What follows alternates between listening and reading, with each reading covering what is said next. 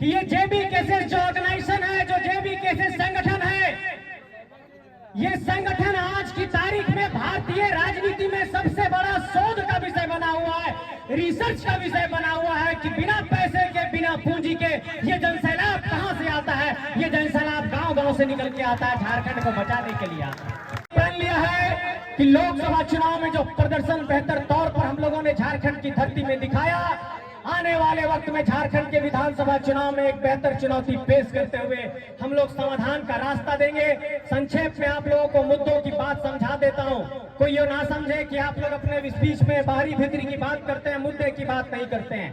पहला हमारा मुद्दा है कि झारखंड की स्थानीय नीति खतियान के आधार पर परिभाषित हो, और वो खतियान सिर्फ 1932 का नहीं, अंतिम सर्वे तक भी इसको आधार बनाया जाए। लेकिन कमोबेश झारखंड में स्थानीयता का आधार खतियान होना चाहिए।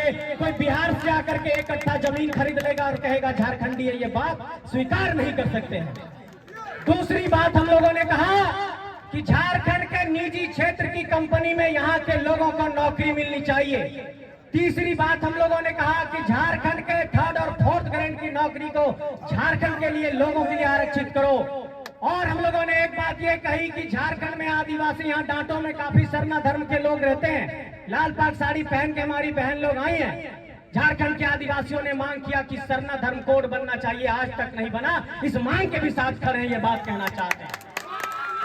झारखंड में एसटी, एससी, ओबीसी और ईडब्ल्यूएस को मिलाकर के 77% का रिजर्वेशन होना चाहिए, ये भी नहीं मिला। बिहार में 75% का रिजर्वेशन लागू हुआ।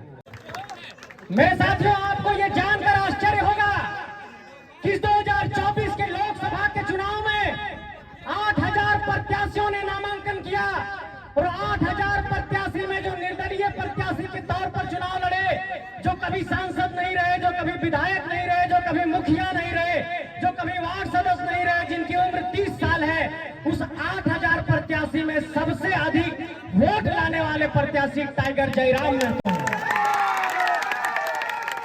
मैं उस श्रेणी की बात कर रहा हूं जो कभी सांसद नहीं रहा, कभी विधायक नहीं रहा। विधायक रहे हुए एक आदमी और लाए हैं राजस्थान से वोट, वो भी निर्दलीय लड़े।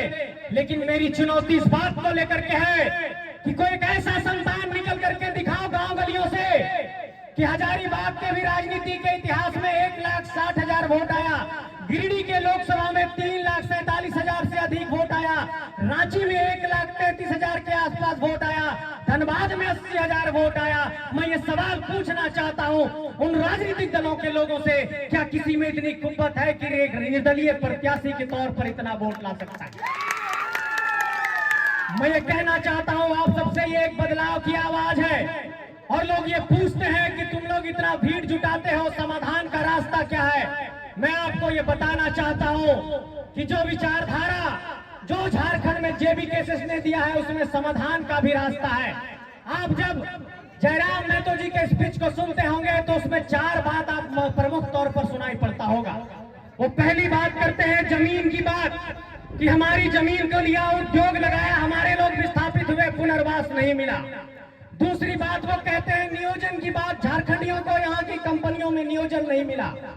तीसरी बात वो कहते हैं कि झारखंड की माटी में 14 सांसद और 81 विधायक झारखंडी माटी का होना चाहिए, और इसलिए उन्होंने गरज कर कहा था कि अगर बिहार बिहारियों का है, पंजाब पंजाबियों का है, महाराष्ट्र मराठियों का है, गुजरात गुजरातियों का है, तो डंके की चोट पर ये कहेंगे कि ये झारखंड झारखंडियों का है। N4 news Bharat.